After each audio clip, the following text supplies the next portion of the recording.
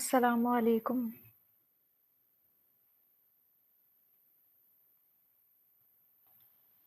السلام علیکم۔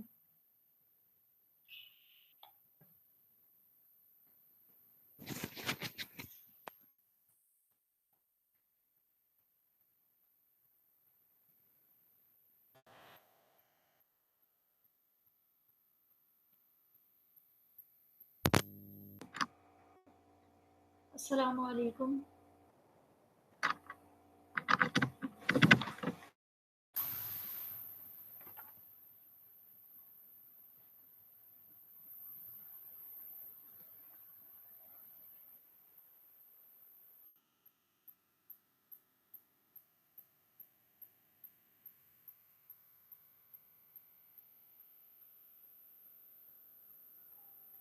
وعلیکم السلام ورحمۃ اللہ وبرکاتہ۔ نحمده ونصلي على رسوله الكريم اما بعد فاعوذ باللہ من الشیطان الرجیم بسم اللہ الرحمن الرحیم رب اشرح لي صدری ویسر لي امری واحلل عقدۃ من لسانی یفقهوا قولی رب زدنی علما اللہم فقہنا فی الدین۔ کیا حال ہے آپ سب کا؟ امید ہے کہ آپ سب خیریت سے ہوں گی۔ اللہ تعالیٰ آپ سب کو صحت اور ایمان کی بہترین حالت میں رکھیں ہمیشہ۔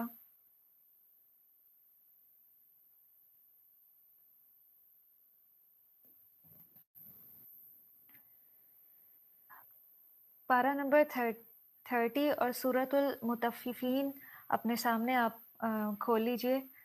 ترجمے والے قرآن اگر آپ کے پاس ہیں تو وہ اوپن کر لیجئے۔ بسم اللہ الرحمن الرحیم ویل للمطففین الناس یستوفون۔ ڈنڈی مارنے والوں کے لیے ہلاکت ہے۔ تو ڈنڈی مارنے سے مراد یہ ہے کہ دیتے وقت ڈنڈی مار کر چیز کم دی جائے اور لیتے وقت تھوڑی زیادہ لی جائے۔ اور ایسا کس سبب سے ہوتا ہے؟ نیت کے بگاڑ کی وجہ سے۔ کوئی بھی عمل جب بگڑتا ہے نا تو اس کے پیچھے جو بنیادی وجہ ہوتی ہے وہ نیت کی خرابی ہوتی ہے۔ تو اسی لیے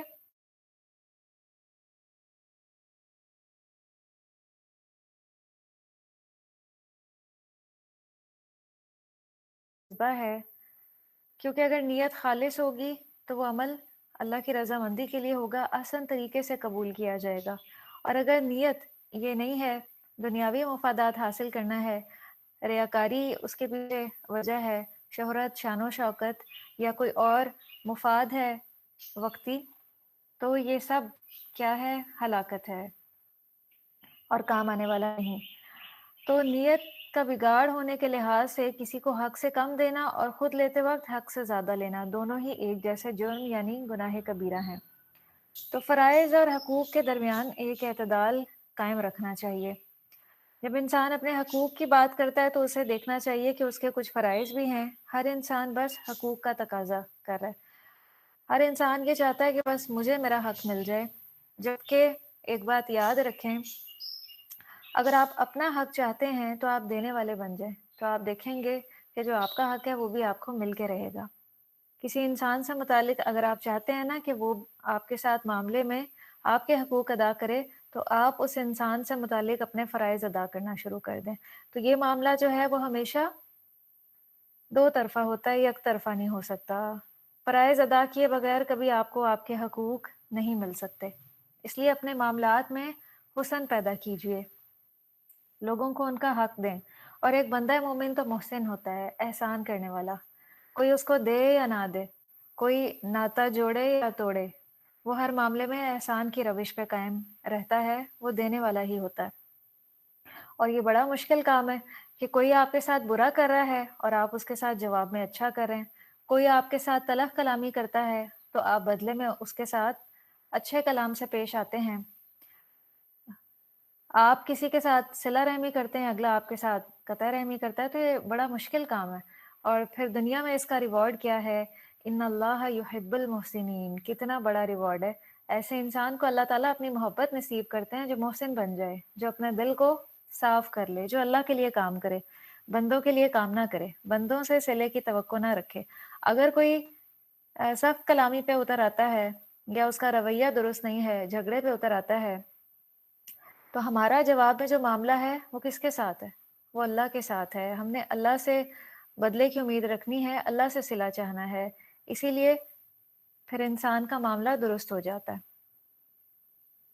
और नबी सल्लल्लाहु अलैहि वसल्लम को भी यही तलकीन की गई थी कि जब भी आप मामला करें, ये पिछली सूरतों में ही हमने पढ़ा, जब भी आप मामला करें तो बदले की उम्मीद ना रखें और सब्र से अपना काम करते चले जाएं, बहस मुबाहिसे में ना उलझें। ऐसे लोग जब खुद नाप कर लेते हैं तो पूरा लेते हैं और जब दूसरों को नाप कर या तोल कर देते हैं तो घटा कर देते हैं। तो इसकी कई सूरतें हो सकती हैं। ये इस वक्त जुर्म बनता है जब अपना हक तो पूरा लिया जाए और दूसरों को कम दिया जाए। और इसमें कमी-बेशी की भी कई सूरतें हैं। एक ये कि आदमी अपना हक भी कम ले और दूसरों को भी कम दे, या उसका जो पैमाना है वो छोटा हो, जिससे वो डंडी मारता हो।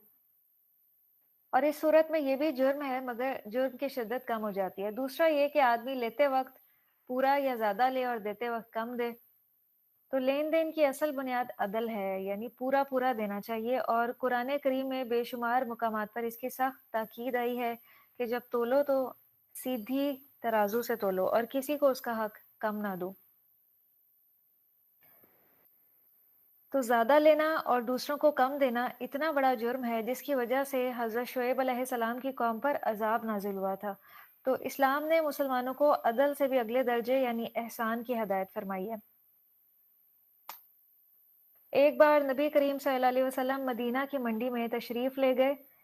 एक गल्ला तोला जा रहा था, तो उसे आपने उस शख्स को हदायत फरमाई, यानी तोल और थोड़ा-सा झुकता हुआ तोलो। और जिस मुआशरे में ऐसा दस्तूर रवाज पा जाए उसमें कोई लेन-देन का तनाज़े पैदा ही नहीं हो सकेगा। लेकिन आज हम मुसलमानों का मामला बिल्कुल इसके बरअक्स है। हर इंसान बस मुफ़ाद परस्ती की खातिर ही जी रहा है, इसीलिए फिर सब इस चक्की में पिस रहे हैं।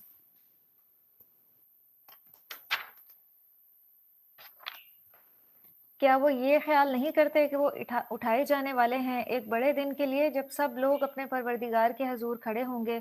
हरगिज़ नहीं, बदकिरदार लोगों के नामा-ए-अमाल कैद खाने के दफ्तर में होंगे।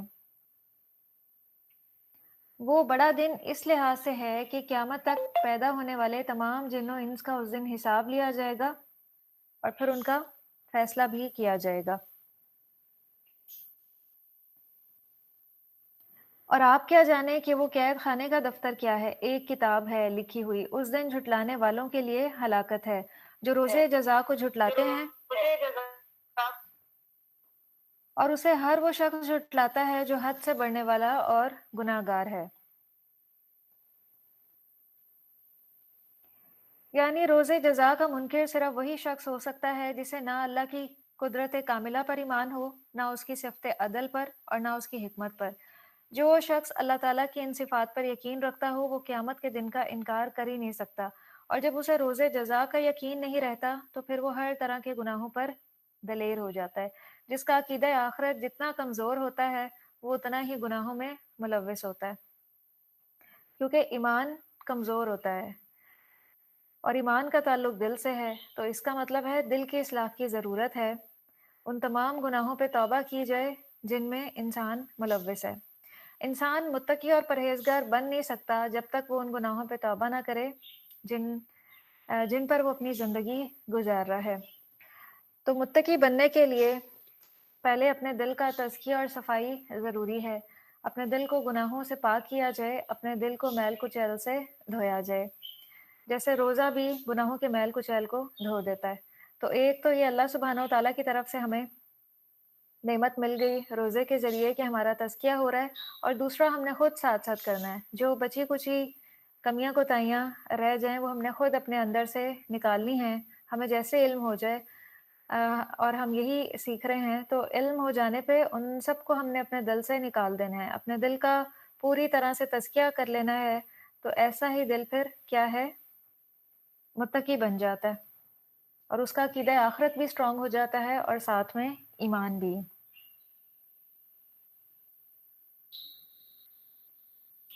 اور جب اس پر ہماری آیات پڑھی جاتی ہیں تو کہتا ہے کہ یہ تو پہلے لوگوں کی داستانیں ہیں، ہرگز یہ بات نہیں بلکہ ان لوگوں کے دلوں پر ان کے برے اعمال کا زنگ لگ گیا ہے، دل بھی زنگ آلود ہو جاتے ہیں۔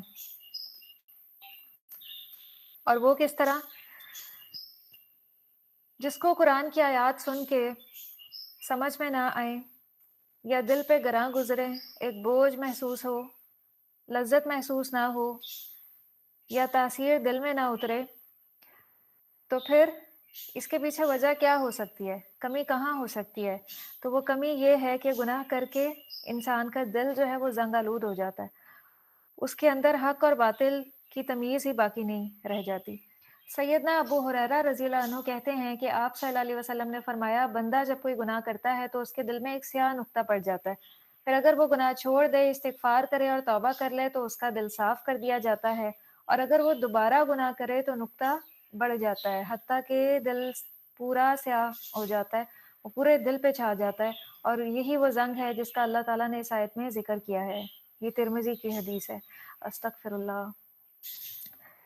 ذرا آپ سوچیں کہ گناہ کرتے کرتے کرتے اس نوبت پہ انسان آ جاتا ہے کہ دل بالکل سیاہ ہو جاتا ہے، اور ایسے دل میں پھر کوئی حق بات نہ اترتی ہے اور نہ اثر کرتی ہے۔ ایسے انسان کو ہدایت پھر کیسے نصیب ہو سکتی ہے جب تک پھر وہ خود اس کا طلبگار نہ ہو، جب تک اس پہ اللہ کی رحمت نازل نہ ہو، اللہ کی عنایت نازل نہ ہو، ایسے شخص کو ہدایت نصیب نہیں ہو سکتی جس کے دل پر قرآن کی آیات اثر کرنا چھوڑ دیں۔ اگر ہمارے دل کی بھی یہی کیفیت ہے تو ہمیں کثرت سے استغفار کرنے کی ضرورت ہے، کیونکہ گناہوں کو استغفار سے بڑھ کے اور کوئی چیز نہیں دھو سکتی، اور کثرت سے صدقہ بھی کریں۔ ہرگز نہیں، یقیناً ایسے لوگ اس دن اپنے پروردگار کے دیدار سے محروم رکھے جائیں گے، پھر یقیناً وہ جہنم میں گرنے والے ہیں، پھر انہیں کہا جائے گا یہی وہ چیز ہے جسے تم جھٹلاتے تھے۔ ہرگز نہیں، نیک لوگوں کا اعمال نامہ بلند پایا لوگوں کے دفتر میں ہے، اور آپ کیا جانے کہ بلند پایا لوگوں کا دفتر کیا ہے۔ آیت نمبر 19۔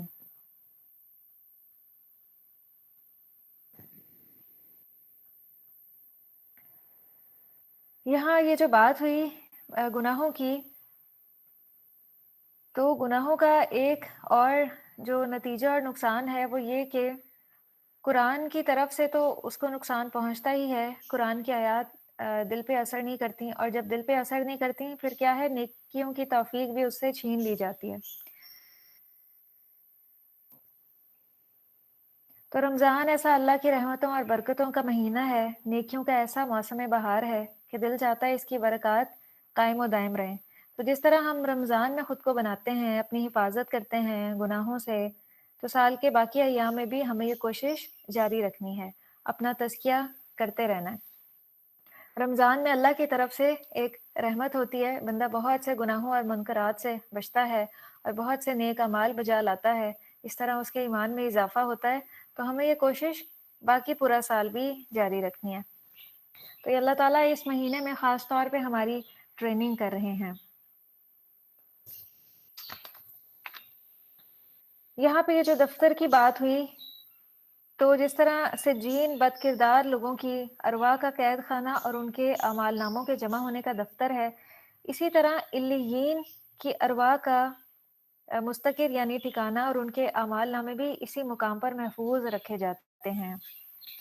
اور علیین کا کام ہے، وہ بعض اسلاف کے قول کے مطابق ساتوں آسمان کے اوپر ہے، اتنے بلند مقام تک نیک روحوں کو لے جایا جاتا ہے اور وہیں پہ ان کے نام اعمال رکھ دیے جاتے ہیں۔ یہاں پہ مجھے ایک بہت ہی اہم حدیث یاد آ رہی ہے۔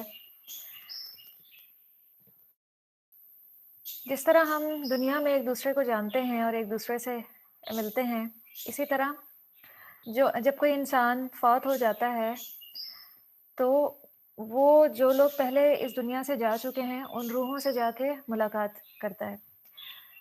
تو جب کوئی اللہ کا نیک بندہ اس دنیا سے جاتا ہے، اس کی روح کو علیین میں پہنچا دیا جاتا ہے، وہاں وہ دیگر ارواح سے ملتا ہے، जो दुनिया में नेक थीं, और वो उन सब से मिलके बहुत खुश होता है। फिर वो पूछता है कि अच्छा मुझे फलाँ यहाँ पे नज़र नहीं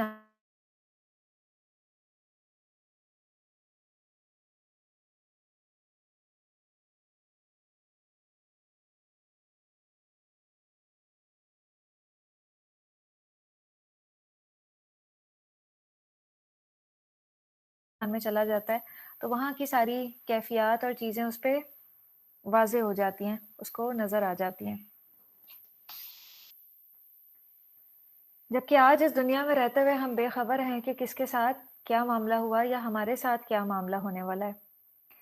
जिसके पास मुकर्रब फरिश्ते हाज़िर रहते हैं,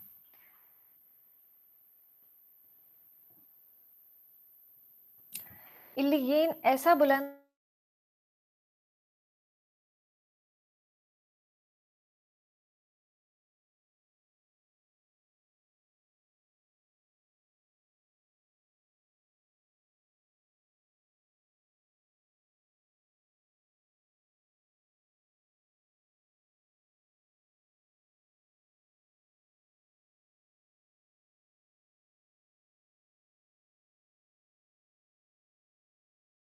महर कस्तूरी की होगी।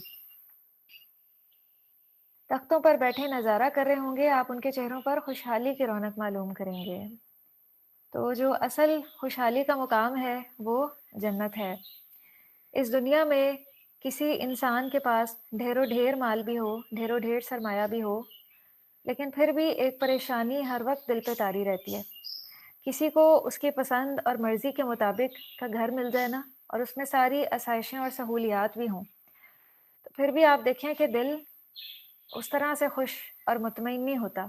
दिल में हर वक़्त एक खौफ लगा रहता है कि कहीं ये नेमतें मुझसे छिन ना जाएँ, और एक वक़्त तो आना ही होता है कि जब इंसान इन नेमतों को छोड़कर अगले जहान में चला जाएगा, तो एक अजीब-सी फ़िक्र और परेशानी हर वक़्त दिल पे तारी रहती है। और वो क्या होती है कि ये नेमतें हमेशा मेरे पास रहें, ये कभी पुरानी ना हों, लेकिन ये ख़्वाहिश दुनिया में पूरी नहीं हो सकती। इंसान लाख चाह ले, लेकिन ये ख्वाहिश दुनिया में पूरी नहीं हो सकती।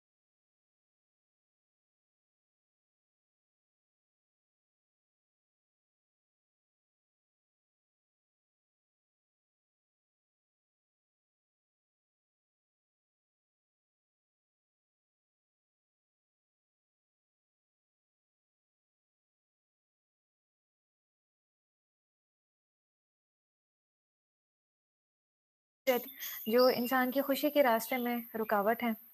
जैसे कभी बच्चे बीमार हो गए, या कभी इंसान खुद बीमार हो गया, या कोई माली नुकसान हो गया, कोई और ऐसी अचानक से परेशानी आ गई जो तकदीर में लिखी हुई थी, जो एक्सपेक्टेड नहीं थी। तो ये सारी चीज़ें इंसान फेस करने पे मजबूर है, चाहते हुए भी इनको रोक नहीं सकता, हटा नहीं सकता। तो नेमतों के शायकीन को चाहिए कि वो इस बात में रग़बत करें। किस बात में रग़बत करें? जन्नत के हसूल में। नेमत के शायकीन को चाहिए कि वो इसकी रग़बत करें। तो रग़बत कैसे होगी? यकीनन जुस्तजू करने से होगी। जुस्तजू करके, अमल करके, जिस काम का शौक होता है उसी के लिए इंसान फिर मेहनत और कोशिश भी करता है। तो जो जन्नत का शौक रखते हैं वो फिर उसके लिए अमल करके मेहनत करें। दुनिया में आप देखें कि मुख्तलिफ लोगों की मुख्तलिफ तरजीहात होती हैं और उनके मुख्तलिफ शौक होते हैं। जिसका जो शौक होता है वो उसके लिए कितनी ज़्यादा मेहनत और एफर्ट करता है, रात दिन। कई बार वो शौक रातों को भी सोने नहीं देता। जबकि ये दुनिया की ज़िंदगी अभी फ़ानी है। हमें पता है कि एक दिन ये सारी एफ़र्ट्स यहीं पे रह जाएँगी, इसके बावजूद हम इतनी ज़्यादा मेहनत और कोशिश करते हैं। तो जो अब्दी ज़िंदगी है, हम वहाँ के लिए इतनी मेहनत और कोशिश क्यों नहीं करते? तो जो नेमत के शायकीन हैं, उनको चाहिए कि वो जन्नत की रग़बत करें।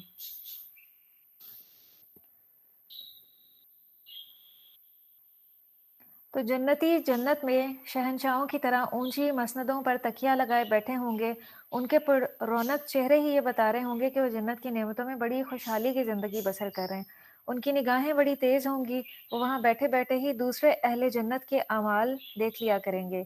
इसी तरह अगर उन्हें दुनिया का कोई ऐसा साथी याद आएगा, जो दोज़ख में पड़ा होगा, वो उसके हालात से बाखबर होना चाहेंगे, उसका भी नज़ारा कर सकेंगे।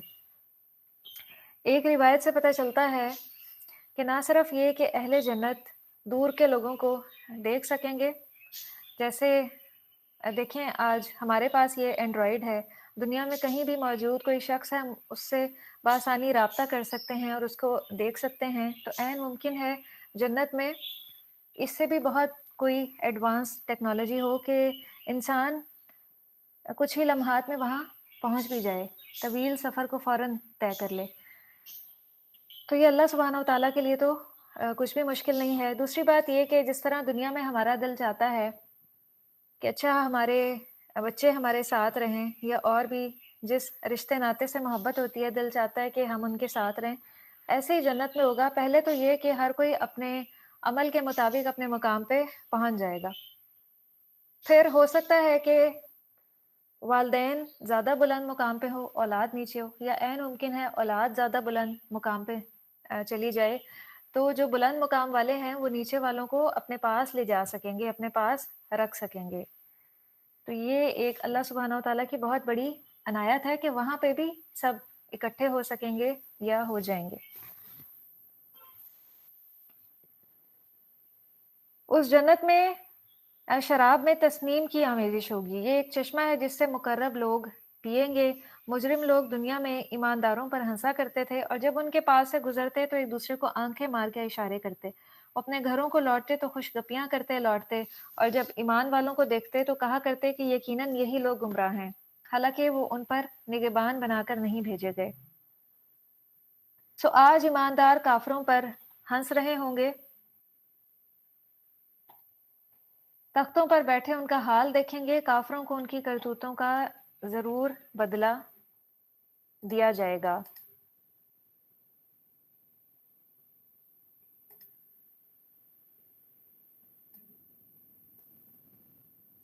تسنیم بلند مقام پر ایک چشمہ ہے جس سے جنت والوں کو شراب ملا کر پلائی جائے گی۔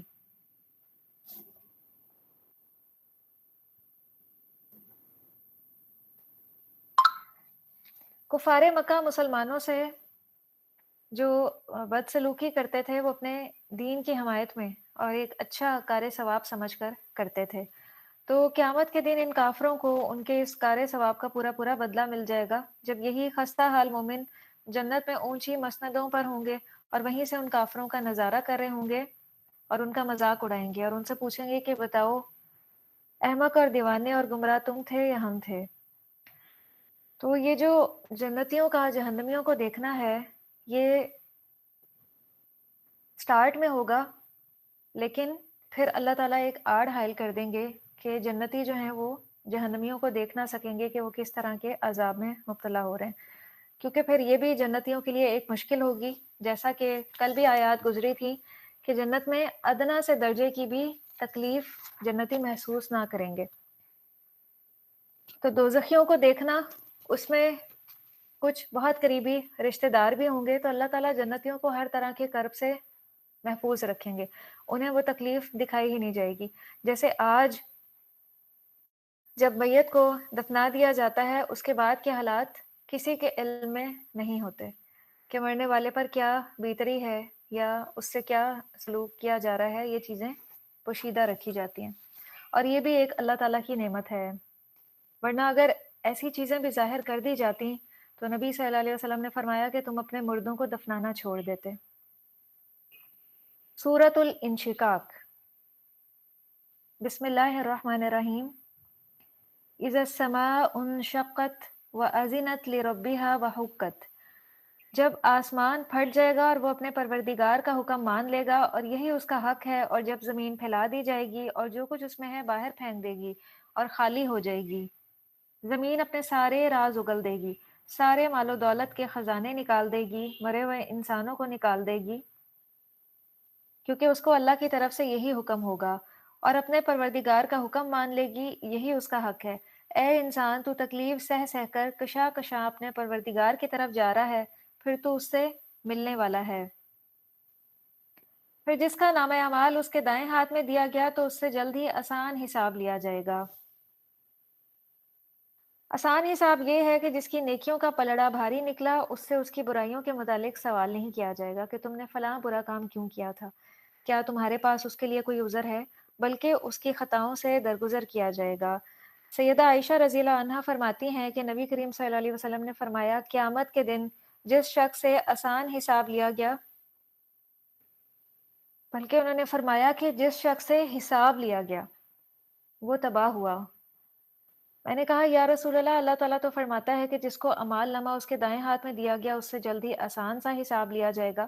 تو آپ صلی اللہ علیہ وسلم نے فرمایا کہ یہ محض پیشی ہوگی، انہیں ان کے اعمال بتا دیے جائیں گے، اور جس کے حساب کی تحقیق شروع ہو گئی وہ تو تباہ ہوا۔ یہ بخاری کی حدیث ہے۔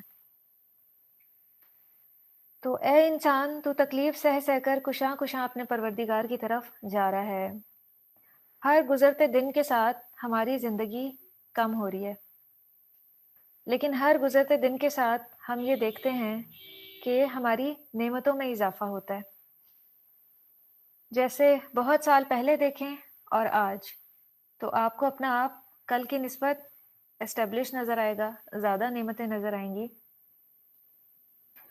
تو جیسے جیسے انسان آگے کی طرف سفر کرتا ہے، عمر کے اخیر کی طرف، تو بہت سی چیزیں، بہت سی اس کی خواہشات پوری ہو جاتی ہیں، لیکن جو کمی ہو رہی ہے وہ برحل ہو رہی ہے، اور وہ کمی ہے وقت کی کمی۔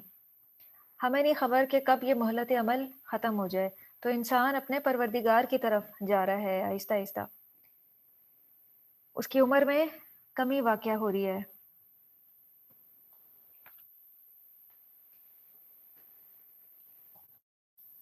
ایک بار ایک ویڈیو میں دیکھ رہی تھی، تو اس میں ایک شخص ہوتا ہے اور اس نے کچھ روپے اٹھائے ہوئے ہوتے ہیں، اور وہ جیسے جیسے آگے بڑھ رہا ہوتا ہے، آگے کی طرف بھاگ رہا ہوتا ہے، تو وہ روپے بھی، پیسے بھی اتنی تیزی سے اس کو مل رہے ہوتے ہیں، اور وہ ان کو جمع کر رہا ہوتا ہے، اکٹھا کر رہا ہوتا ہے۔ لیکن اس میں یہ دکھایا گیا ہوتا ہے کہ جیسے جیسے وہ آگے بڑھ رہا ہوتا ہے، پہلے وہ چھوٹا ہوتا ہے، پھر ینگ ہو جاتا ہے، پھر اس کے بال سفید ہو جاتے ہیں، پھر اس کے چہرے پہ جھریاں آ جاتی ہیں، لیکن جو مال ہے، جو روپے پیسے ہیں، وہ اس کے پاس زیادہ ہوتے جا رہے ہیں۔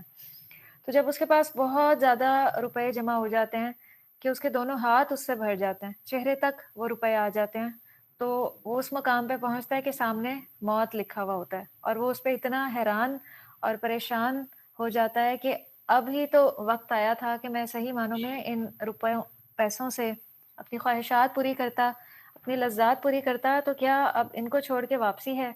اور در حقیقت یہی ہے، وہ جو مال ہے، وہ سرمایہ ہے، وہ پھر پچھلوں کے لیے، وہ پھر وراثت کہلاتی ہے جو پچھلوں میں تقسیم کر دی جاتی ہے۔ تو انسان کا حقیقی مال وہی ہے جو اس نے اپنے ہاتھ سے اللہ کے راستے میں دیا اور اپنے آخرت کے بینک اکاؤنٹ میں سیو کروا دیا۔ بس یہی مال انسان کا اپنا ہے، جو پیچھے چھوڑ دیا وہ تو وارثوں کا ہے۔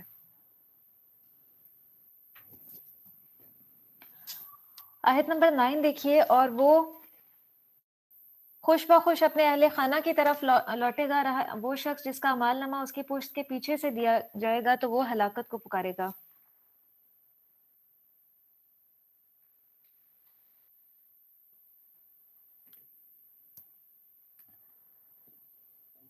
تو یہاں پہ یہ جو بات ہے کہ پیٹھ کے پیچھے سے اعمال نامہ دیا جانا، تو یہ بات بھی درست ہے، اور ایسے لوگوں کو ان کے بائیں ہاتھ میں اعمال نامہ دیا جائے گا تو یہ بات بھی درست ہے۔ تو بدبختوں کو تو پہلے سے ہی معلوم ہوگا کہ انہیں ان کا نام اعمال بائیں ہاتھ میں دیا جانے والا ہے، لہٰذا وہ اپنا بایاں ہاتھ پیٹھ کے پیچھے کر لیں گے تاکہ اعمال نامہ پکڑتے وقت کم از کم سامنے والے لوگوں کے سامنے ان کی رسوائی نہ ہو، تو انہیں پیٹھ کے پیچھے سے ہی وہ اعمال نامہ پکڑا دیا جائے گا، اور بھڑکتی ہوئی آگ میں جا پڑے گا۔ وہ اپنے اہل خانہ میں بڑا خوش تھا، یعنی دنیا میں بڑی خوش و خرم زندگی وہ گزار کر آیا تھا۔ دنیا کی وقتی خوشی اور مسرت کی خاطر اس نے اتنے گھاٹے کا سودا کیا کہ اپنے رب کو ہی بھلائے رکھا تمام زندگی، کبھی اس کو اللہ کی یاد ہی نہ آئی۔ وہ اپنی خوشیوں میں اپنے گھر والوں کے ساتھ اتنا مست تھا کہ اس کو کبھی یہ خیال بھی نہیں آیا کہ ایک حساب کتاب کا دن بھی آئے گا اور اس نے ان تمام چیزوں کا جواب دینا ہے، اپنی زندگی کے بارے میں جواب دینا ہے۔ وہ اس سے غافل رہا یہاں تک کہ اس کی مہلت عمل ختم ہو گئی۔ اس نے سمجھ رکھا تھا کہ وہ قطعاً میرے پاس لوٹ کر نہ آئے گا۔ جب بہت زیادہ نعمتیں ہوتی ہیں اور انسان کی زندگی میں بہت خوشحالی ہوتی ہے، تو بسا اوقات یہی کیفیت ہوتی ہے کہ اس کو بہت کم یہ خیال آتا ہے کہ اللہ سبحانہ و تعالیٰ کی طرف بھی پلٹنا ہے۔ اور ایک بندہ مومن کا لائف سٹائل کیسا ہوتا ہے؟ صبح کے وقت وہ شام کا انتظار نہیں کرتا، اور اگر شام ہو جائے وہ دن کا انتظار نہیں کرتا۔ وہ بس ایسے زندگی گزارتا ہے کہ ہو سکتا ہے یہ رات آخری ہو سکتا ہے یہ دن آخری ہو، اور اسی کے مطابق وہ عمل کرتا ہے۔ وہ اپنی نمازوں میں سستی نہیں کرتا، وہ اپنے واجبات اور فرائض میں کوتاہی نہیں کرتا، وہ حقوق اللہ کے ساتھ حقوق العباد کا بھی اہتمام کرتا ہے، کیونکہ وہ اپنا ہر دن ایسے گزارتا ہے کہ ہو سکتا ہے یہ آخری ہو۔ اور آپ بہت سے لوگوں کو دیکھتے بھی ہوں گے کہ وہ اچانک بیٹھے بٹھائے اس دنیا سے چلے جاتے ہیں۔ پورا دن وہ اپنی روٹین کے کام کرتے ہیں، سارے کام کرتے ہیں، اور دن کے اختتام پر وہ اس دنیا کو چھوڑ کے اگلے جہان میں چلے جاتے ہیں۔ ہم سب ایسے واقعات دیکھتے ہیں، لیکن پھر بھی ہم اپنے بارے میں کیا سوچتے ہیں کہ ابھی بہت وقت ہے، ابھی بہت مہلت عمل ہے، ابھی تو میری اتنی عمر ہے، اور ابھی تو بڑھاپے میں کافی وقت ہے۔ تو کیا ہمیں یقین ہے کہ ہم بوڑھے ہو کر ہی اس دنیا سے جائیں گے؟ کیا جو جوان اس دنیا سے چلے گئے ان کو کیا کبھی خبر ہوئی تھی کہ وہ اتنی جوانی میں اس دنیا سے چلے جائیں گے؟ تو کسی کو بھی یہ خبر نہیں ہوتی، وہ موت کے فرشتے اچانک سے سامنے آ جاتے ہیں۔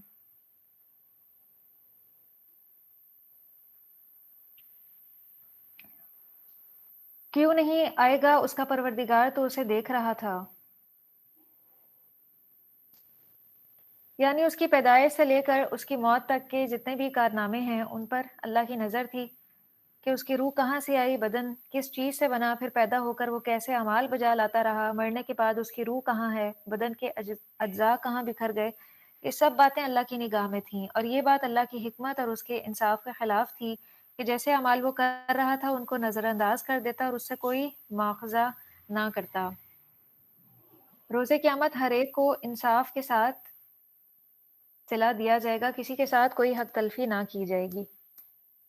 تو اللہ کے فیصلے سراسر انصاف پہ مبنی ہیں، کسی انسان کی ذرا بھر بھی حق تلفی نہ کی جائے گی روز قیامت۔ بس میں شام کی سرخی کی قسم کھاتا ہوں، اور رات کی اور جو کچھ وہ سمیٹ لیتی ہے، اور چاند کی جب وہ ماہ کامل بن جاتا ہے، کہ تم ایک حالت سے اگلی حالت کو چڑھتے چلے جاؤ گے۔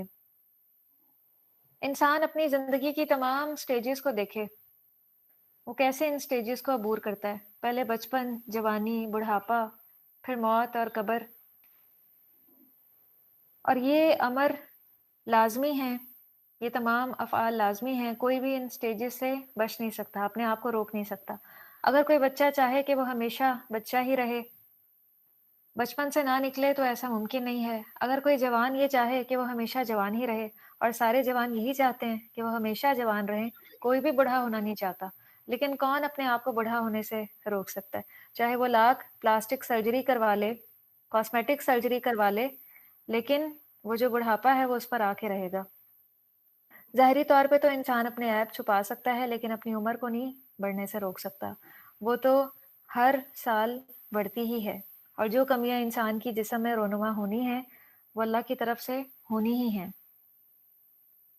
پھر انہیں کیا ہو گیا ہے کہ وہ ایمان نہیں لاتے؟ ہر انسان یہ جانتا ہے کہ وہ ہر گزرتے دن کے ساتھ اس جہان سے زیادہ قریب ہو رہا ہے، پھر بھی یہ بات سوچ کے انسان کا ایمان نہیں بڑھتا، اس کی وجہ کیا وجہ ہے؟ کیونکہ اس کا زندگی کے بارے میں جو رویہ ہے وہ سیریس نہیں ہوتا، آخرت کے بارے میں اس کا رویہ سیریس نہیں ہوتا۔ لوگ اسی دنیا میں دل لگائے ہوئے ہوتے ہیں، وہ اپنی خواہشات نفس کو ترک نہیں کرنا چاہتے، تو اسی لیے وہ تمام زندگی اس چیز کو اگنور کیے رکھتے ہیں کہ اچھا کل سے ہی، اچھا پرسوں سے، اچھا پھر اگلے ہفتے سے میں سچے دل سے توبہ کر لوں گی اللہ تعالیٰ سے۔ اس طرح سال ہر سال گزر جاتے ہیں، اور بہت سے ایسے اعمال جو ہم نے سوچا ہوا ہوتا ہے کہ کرنے ہیں ان کو ہم پس پشت ڈالی رکھتے ہیں۔ تو یہ جو غفلت ہے نا، روز آخرت انسان کے لیے بہت بڑی ندامت بن جائے گی۔ بندہ مومن روز قیامت ان لمحات پہ بہت زیادہ حسرت کرے گا جو اس نے اللہ کے ذکر سے غفلت میں گزار دیے تھے،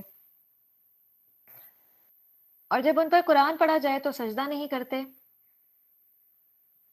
یہ آیت سجدہ ہے، یہاں پہ سجدہ کرنا چاہیے، اور اس کے لیے ایک مسنون دعا بھی سکھائی گئی ہے، وہ بھی آپ یاد کر لیں، بلکہ اس کو لکھ کے اپنے قرآن میں رکھ لیں۔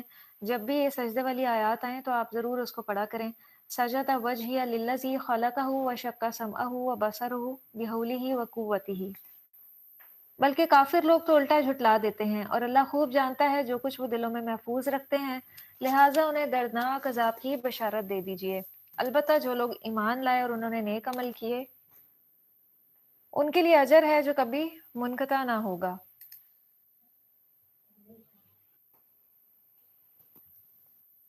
जन्नत हमेशगी का घर है, वहाँ अजर का सिलसिला कभी मुनक़ते ना होगा, यानी इन नेमतों को ना कभी ज़वाल आएगा, ना कभी वो पुरानी और बोसीदा होंगी, ना कभी नापैद होंगी, ना कभी उनकी किल्लत होगी, वो चीज़ें नुक्स से पाक होंगी।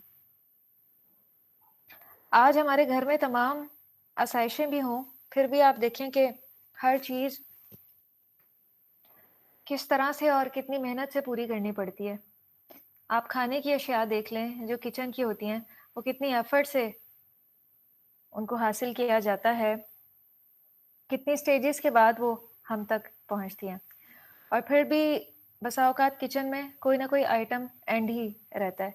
तमाम ज़िंदगी बंदे की ऐसे ही गुज़र जाती है कि वो अपने घर की अशिया ही पूरा करता रहता है, या किचन के अलावा जो दीगर नीड्स हैं या ज़रूरियात हैं, वो देखें कि किस तरह से पूरी होती हैं। तो जन्नत इस किस्म के तमाम नुक्स से पाक होगी।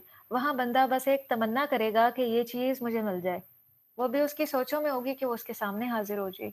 चाहे वो कोई भी चीज़ हो, खाने से मुतालिक हो, लिबास से मुतालिक हो और उसकी कोई ख्वाहिश हो, वो फ़ौरन से उसकी सोच के साथ ही पूरी कर दी जाएगी, इतनी जल्दी।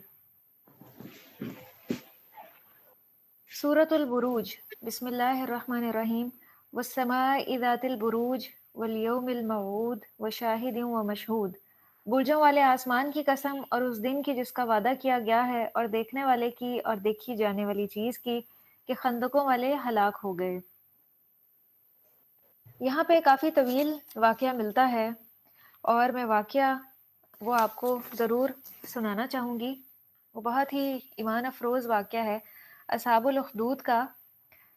सुहैब रज़ियल्लाहु अन्हु एक सहाबी रसूल कहते हैं कि आप सल्लल्लाहु अलैहि वसल्लम ने फरमाया कि एक बादशाह का एक काहिन था जो उसे गैब की खबरें दिया करता था।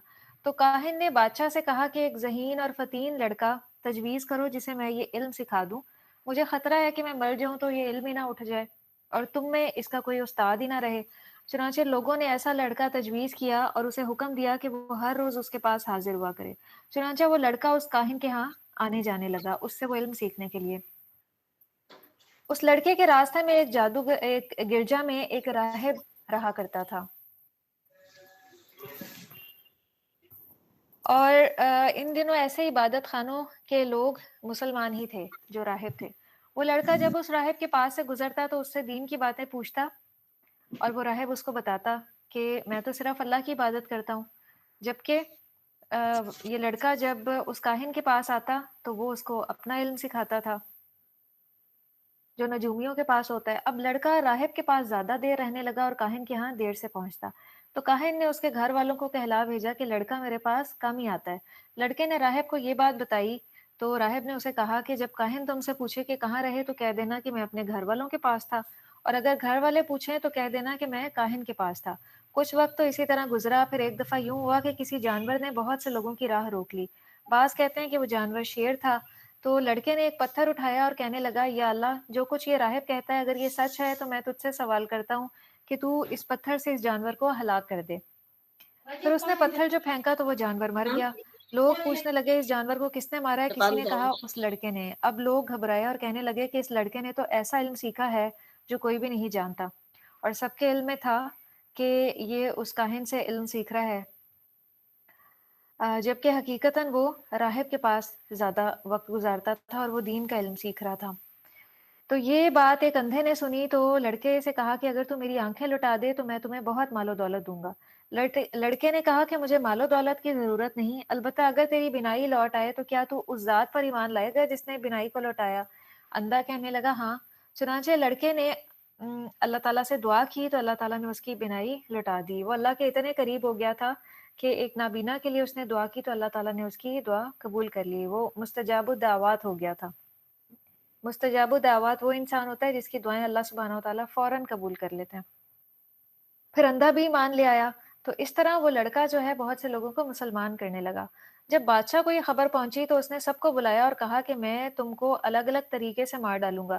چنانچہ راہب کو تو آرے سے چروا ڈالا اور اندھے کو کسی اور طرح سے مروا ڈالا۔ پھر اس لڑکے کے لیے حکم دیا کہ اسے فلاں پہاڑ پر لے جاؤ اور چوٹی پر جا کر اسے نیچے گرا دو۔ چنانچہ جب وہ اس چوٹی پر پہنچے جہاں سے لڑکے کو گرانا چاہتے تھے تو وہ خود گرنے لگے اور لڑکے کے سوا چوٹی پر کوئی نہ رہا۔ وہ لڑکا بادشاہ کے پاس آیا تو اب اس نے حکم دیا کہ اب اسے دریا میں لے جا کر کشتی سے گرا کر ڈبو دو۔ اب بھی اللہ تعالیٰ نے ان لوگوں کو غرق کر دیا اور لڑکے کو بچا لیا۔ اب لڑکا بادشاہ کے پاس آ کر کہنے لگا کہ اگر تم مجھے مارنا ہی چاہتے ہو تو اس کی صرف یہی صورت ہے کہ مجھے سولی پر لٹکا کر تیر مارو، اور تیر مارتے وقت یوں کہو کہ اللہ کے نام سے جو اس لڑکے کا پروردگار ہے۔ بادشاہ کو وقتی طور پہ یہ بات سمجھ نہیں آئی، کیونکہ وہ تو فی الوقت اس لڑکے کو مارنا چاہتا تھا، اس کے لیے وہ کوئی بھی تدبیر کر سکتا تھا۔ چنانچہ اس نے ایسا ہی کیا۔ پھر لڑکا سولی چڑھایا گیا، پھر اس نے یہ کہہ کر تیر مارا، اللہ کے نام سے جو اس لڑکے کا پروردگار ہے۔ چنانچہ جب لڑکے کو تیر لگا تو اس نے اپنا ہاتھ اپنی کن پٹی پر رکھا اور مر گیا۔ اب لوگ کہنے لگے یہ لڑکا تو وہ علم جانتا تھا جو کسی کو بھی معلوم نہیں، ہم اس لڑکے کے پروردگار پر ایمان لاتے ہیں۔ لوگوں نے بادشاہ سے کہا کہ تم تو 3 آدمیوں کی مخالفت سے گھبرا گئے تھے، اب یہ سارے لوگ تمہارے مخالف ہو گئے۔ پھر بادشاہ نے کیا کیا، بڑی بڑی خندقیں کھدوائیں اور اس میں لکڑیاں ڈال کر آگ لگا دی۔ پھر لوگوں کو اکٹھا کر کے کہنے لگا جو شخص اپنے نئے دین سے باز آتا ہے اسے تو ہم چھوڑ دیں گے، اور جو نہ پھرے اسے ہم آگ میں ڈال دیں گے۔ پھر وہ مومنوں کو ان خندقوں میں ڈالنے لگا تو آپ صلی اللہ علیہ وسلم نے فرمایا کہ اسی بارے میں اللہ تعالیٰ نے فرمایا ہے کہ ہلاک ہوئے خندقوں والے، وہ آگ تھی بہت ہی ایندھن والی۔ پھر فرمایا اور وہ جو لڑکا تھا وہ دفن کیا گیا، اور راوی کہتے ہیں کہ اس لڑکی کی لاش سیدنا عمر بن خطاب رضی اللہ عنہ کے زمانے میں نکالی گئی، اور وہ انگلی اپنی کنپٹی پر رکھے ہوئے تھا جیسے اس نے قتل کے وقت رکھی ہوئی تھی۔ یہ ترمذی کی حدیث تھی کہ وہ بالکل اپنی درست حالت میں تھا سیدنا عمر بن خطاب رضی اللہ عنہ کے زمانے میں۔ اور ایسا معاملہ ان کے ساتھ ہوتا ہے جن کی ڈیڈ باڈیز قبر میں صحیح سلامت رہیں، جو اللہ کے بڑے مقرب اور صالحین بندے ہوتے ہیں۔ تو یہاں سے یہ اہم بات سمجھ آ رہی ہے کہ آج ہمارے لیے تو اس قرآن پہ عمل کرنا ذرا بھی مشکل نہیں ہے۔ ہمارے لیے تو کوئی آگ نہیں جلائی جاتی نا، تو ان لوگوں کے لیے دیکھیں کہ کتنی بڑی آزمائش تھی ان کے ایمان کے لحاظ سے، ایمان کی حفاظت کے لحاظ سے۔ ہمارے لیے تو آج چھوٹی چھوٹی آزمائشیں ہیں، چھوٹی چھوٹی سی مخالفتیں ہیں اس کے مقابلے میں، کہ بس صرف باتیں ناروا سننی پڑتی ہیں یا کوئی اور مخالفت فیس کرنی پڑتی ہے، کوئی جسمانی نقصان ہمیں فیس نہیں کرنا پڑتا جیسا کہ ان لوگوں کے ساتھ معاملہ تھا۔ اور ساتھ میں ہمیں اللہ سے دعا بھی کرنی چاہیے کہ اے اللہ ہمیں عافیت کے ساتھ زندہ رکھ اور ایمان کی سلامتی کے ساتھ آخری وقت کلمہ نصیب کر، اور ایمان کی سلامتی کے ساتھ دنیا سے لے جائے، کسی بھی آزمائش میں مبتلا کیے بغیر، عافیت والی زندگی ہو اور عافیت والی ہی موت ہو۔ اور اپنے گھر والوں کی صحت اور تندرستی کے لیے بھی ضرور دعا کیا کریں۔ جہاں اپنی صحت کے لیے دعا کریں، اپنی اولاد کے لیے، اپنے والدین کے لیے بھی ضرور دعا کریں، اور اگر آپ میرڈ ہیں تو اپنے ساس سسر کے لیے بھی ضرور دعا کریں، کیونکہ اگر وہ صحت مند اور تندرست ہوں گے تو آپ کے معاملات آسان ہوں گے۔ تو اپنے گھر والوں کی صحت اور تندرستی کی بھی دعائیں مانگیں۔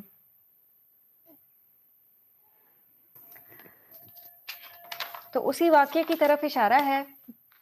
آیت نمبر 5 دیکھیے، جن میں خندقوں میں آگ تھی بہت ایندھن والی، جبکہ وہ اس کے کنارے پہ بیٹھے تھے، اور جو کچھ وہ ایمان والوں سے کہہ رہے تھے اسے سامنے دیکھ رہے تھے، اور انہیں مومنوں کی یہی بات بری لگتی تھی کہ وہ اللہ پر ایمان لائے تھے جو ہر چیز پر غالب اور قابل ستائش ہے۔ آسمانوں اور زمین پر حکومت اسی کی ہے، اور اللہ ہر چیز پر شاہد ہے۔ جن لوگوں نے مومن مردوں اور مومن عورتوں پر ظلم و ستم ڈھایا پھر توبہ بھی نہ کی، ان کے لیے جہنم کا عذاب ہے، اور ان کے لیے ایسا عذاب ہے جو جلا کر رکھ دے گا۔ جو دنیا میں مومنین کو ستائیں ان کا یہی انجام ہے، ان کو ایسے عذاب میں مبتلا کیا جائے گا جو انہیں جلا کر رکھ دے گا۔ تو دنیا میں دیکھیں کہ انہوں نے اہل ایمان کو جلایا، روز قیامت ان کے ساتھ بھی ایسا ہی معاملہ کیا جائے گا۔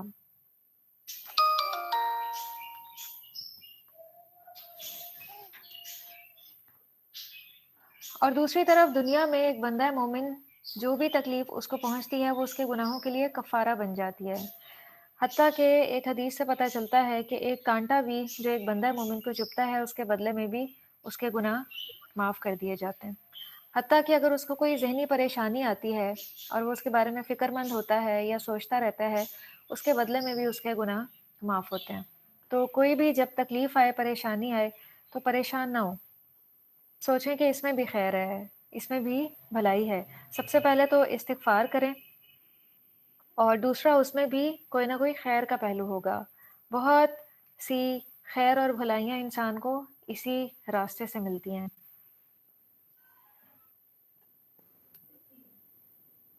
سیدنا یوسف علیہ السلام نے 10 سال کی عمر میں ایک خواب دیکھا تھا کہ انہیں نبوت ملے گی، لیکن وہ خواب 40 سال کے بعد جا کر سچا ہوا، اور اس دوران وہ کئی طرح کی آزمائشوں سے گزرے، اور اللہ تعالیٰ نے ان کو جو علم سکھایا، جو حکمت سکھائی، وہ اسی راستے سے سکھائی۔ تو جو علم کا راستہ ہے نا، وہ بہت صبر والا راستہ ہوتا ہے، تو اس لیے کبھی بھی مشکل حالات میں پریشان نہ ہوا کریں۔ مشکلات میں بھی خیر ہوتی ہیں۔ کچھ چیزیں انسان مشکل حالات سے گزر کر ہی سیکھتا ہے۔ بلا شبہ جو لوگ ایمان لائے اور انہوں نے نیک عمل کیے، ان کے لیے باغ ہوں گے جن کے نیچے نہریں بہتی ہیں۔ یہی بڑی کامیابی ہے۔ ساتھ ہی مومن مردوں اور عورتوں کو تسلی دی جا رہی ہے کہ وہ کفار کی ایذا رسانیوں سے گھبرائیں نہیں۔ ان سے پہلے بھی مومنوں پر بڑے بڑے مصائب ڈھائے جا چکے ہیں۔ ان مصائب کو برداشت کرنے کے عوض انہیں اللہ کے ہاں جو باغات اور نعمتیں ملنے والی ہیں، جن کے مقابلے میں اس دنیا کی سب تکلیفیں اور مصیبتیں ہلکی ہیں۔ اور انہوں نے نیک عمل کیے، ان کے لیے باغ ہوں گے جن کے نیچے نہریں بہتی ہوں گی۔ یہی بڑی کامیابی ہے۔ تو اصل کامیابی جو ہے وہ کون سی ہے؟ آخرت کی کامیابی ہے۔ اگر کوئی دنیا میں وہ کامیابی حاصل نہ کر سکا جو اس کا ٹارگٹ تھی، تو اپنے آپ کو اس غم میں نہ گھلائیں۔ تو کیا غم ہے ہمارے؟ اولاد کیوں نہیں ملی، رزق میں کمی کیوں ہے، بیماری کیوں آ گئی؟ یہ پریشانیاں وقتی ہیں۔ ابدی زندگی کے لیے کوشش اور محنت کریں۔ تو کہ اپنے پہنچی وقت آپ کو سارا کچرا ہے ان میں پریشانیوں کے پیچھے ضائع نہ کریں، گیلری چ پہنچی آپ ماری اوے کیونکہ کچرا پھر ذرا آپ سب سوچیں کل کہ ایک کیا جنے کی پریشانی اور ٹینشن لینے سے وہ مسئلہ حل ہو جاتا ہے؟ کیا رونے دھونے سے وہ تکلیف ٹل جاتی ہے؟ وہ تو اپنے وقت پہ ہی ٹلتی ہے۔ تو کیوں نہ اس وقت کو ہمت سے اور شکر گزاری سے گزارا جائے، تاکہ وقت بھی گزر جائے اور اللہ کی رضامندی بھی پالیں۔ اور جو ٹینشن ہے وہ ہر بیماری کی جڑ ہے۔ جو انسان بہت زیادہ ٹینشن لیتا ہے تو کچھ ہی سالوں بعد وہ شدید بیمار ہو جاتا ہے، اس کو کئی بیماریاں لگ جاتی ہیں۔ پہلے تو ایک غم تھا نا کہ اولاد نہیں ہے یا رزق میں کمی ہے، پھر وہ 10 غم ہو جاتے ہیں، کیونکہ وہ جو 10 بیماریاں ہیں نا، وہ پھر بہت بڑی انسان کو لگتی ہیں، اور ان سے نکلنا پھر بہت مشکل ہوتا ہے۔ تو اس لیے پہلے سٹیپ پہ ہی اپنے آپ کو پازیٹیو بنائیں، اپنی سوچ کو اور اپروچ کو پازیٹیو رکھیں، خیر کا پہلو تلاش کریں۔ اگر آپ کو کوئی نعمت نہیں ملی تو اس کے بدلے میں ضرور کوئی ایسی نعمت ملی ہوگی جو اس سے بدرجہ بہتر اور افضل ہوگی۔ یا اگر آپ دوسروں کو کے ساتھ اپنے آپ کو کمپیئر کریں تو آپ کو بہت سی ایسی نعمتیں نظر آئیں گی جو صرف آپ کو ملی ہوئی ہیں، دوسروں کو نہیں ملی۔ اور دنیا کے معاملے میں ہمیشہ اپنے سے نیچے والے کو دیکھنا چاہیے، پھر ہی شکر گزاری آتی ہے۔ اور دین کے معاملے میں ہمیشہ اپنے سے اوپر والے کو دیکھنا چاہیے، پھر ہی انسان کو موٹیویشن ملتی ہے۔ تو زندگی کے معاملے میں پازیٹیو اپروچ اپنائیں، حسن ظن سے کام لیں، بندوں کے ساتھ بھی حسن ظن اور اللہ سبحانہ و تعالیٰ کے ساتھ بھی حسن ظن۔ ایسا انسان اپنی زندگی میں بڑا پرسکون ہوتا ہے، وہ بڑی خوشحال زندگی گزارتا ہے۔ اگر اس کے پاس کل سرمایہ اتنا زیادہ نہ بھی ہو، پھر بھی اس کا دل ہر وقت مطمئن ہوتا ہے، وہ راتوں کو بھی سکون سے سوتا ہے۔ بسا اوقات بہت زیادہ سرمایہ والے لوگ بھی راتوں کو سو نہیں پاتے، ٹینشن اور فکروں میں، جبکہ اس کے مقابلے میں جو ایک مطمئن نفس رکھنے والا انسان ہے، وہ پورا دن بہت پرمسرت اور خوشی میں گزارتا ہے، کیونکہ اس کا دل مطمئن ہوتا ہے، وہ خوشی کا راز جان لیتا ہے۔ خوشی آسائشوں میں نہیں ہے، ظاہری اسباب میں نہیں ہے، بلکہ اس کا تعلق دل سے ہے، یہ دل کے اندر چھپی ہوئی ہوتی ہے، اور اس خوشی کو اپنے اندر پیدا کرنا پڑتا ہے۔ اس کا ایک طریقہ کار ہے، اس کو اڈاپٹ کرنا پڑتا ہے، پھر ہم اپنے اندر یہ خوشی محسوس کر سکتے ہیں۔ اس کے لیے ہم انبیاء کرام اور خاص طور پہ نبی صلی اللہ علیہ وسلم کے اسوہ حسنہ کو دیکھیں کہ آپ کا کیا لائف سٹائل تھا۔ کیا آپ کا بہت بڑا گھر تھا؟ آپ کا بہت چھوٹا سا گھر تھا، اور اس کی چھت بھی اتنی نیچی تھی کہ جب کھڑے ہوتے تو سر جو ہے وہ چھت کے ساتھ لگتا تھا۔ اور ایک حدیث سے یہ پتہ چلتا ہے کہ وہ اتنا چھوٹا حجرہ تھا حضرت عائشہ رضی اللہ عنہا کا کہ جب نبی صلی اللہ علیہ وسلم رات کو تہجد کے وقت سجدہ کرتے تھے اور حضرت عائشہ سو رہی ہوتی تھیں تو جب آپ سجدہ کرتے آپ اپنے پاؤں سمیٹ لیتی تھیں تاکہ آپ سجدہ کر سکیں، اور جب آپ کھڑے ہوتے تھے آپ پھر اپنے پاؤں پھیلا لیتی تھیں، اور اس چھوٹے سے گھر میں بھی بے پناہ خوشیاں تھیں، خوشحالی تھی۔ آج ہمارے اتنے بڑے بڑے گھر ہیں لیکن گھر والے ایک دوسرے کو بلانے کے لیے راضی نہیں ہے، ایک دوسرے کے ساتھ بیٹھنے کے لیے راضی نہیں ہے، دلوں میں اتنا بغض اور اناد ہے جو سالہ سال اور تمام زندگی ختم نہیں ہوتا، حتیٰ کہ یہاں تک کہہ دیا جاتا ہے کہ میری موت پہ بھی یہ شخص مجھے دیکھنے کے لیے نہ آئے، اتنی نفرتیں۔ تو یہ سراسر دین سے دوری ہے، نبی صلی اللہ علیہ وسلم کے اخلاق سے دوری ہے۔ تو اصل خوشی کا تعلق دل سے ہے۔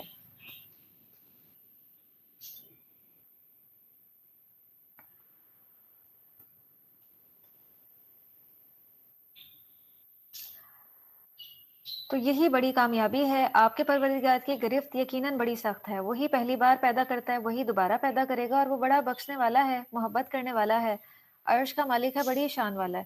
کیسی محبت کرتے ہیں اللہ تعالیٰ اپنے بندوں سے، ایک ماں سے بھی 70 گنا سے زیادہ۔ تو اللہ تعالیٰ اگر اپنے بندے پہ کوئی پریشانی بھیجتے ہیں نا تو اس میں بھی بندے کے لیے خیر ہوتی ہے۔ بہت سے لوگ اس پریشانی کے راستے سے ہدایت پا لیتے ہیں جبکہ پہلے وہ دوسری ڈگر پہ ہوتے ہیں۔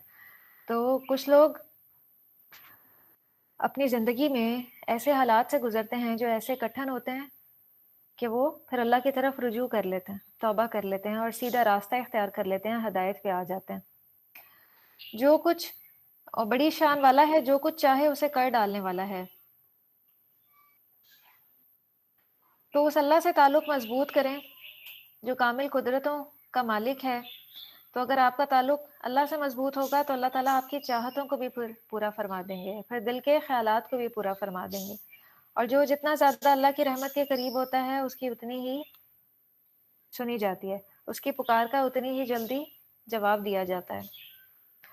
کیا آپ کے پاس لشکروں کی خبر بھی پہنچی، یعنی فرعون اور سمود کے لشکروں کی؟ بلکہ کافر تو جھٹلانے میں لگے ہوئے ہیں، حالانکہ اللہ انہیں ہر طرف سے گھیرے ہوئے ہے، بلکہ یہ قرآن بلند پایا ہے جو لوح محفوظ میں درج ہے۔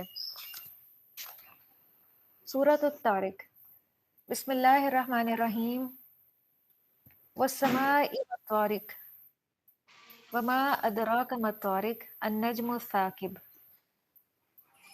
قسم ہے آسمان کی اور رات کو آنے والے کی، اور آپ کیا جانیں کہ رات کو آنے والا کیا ہے؟ وہ ستارہ ہے چمکتا ہوا کہ کوئی جان ایسی نہیں جس پر ایک محافظ مقرر نہ ہو۔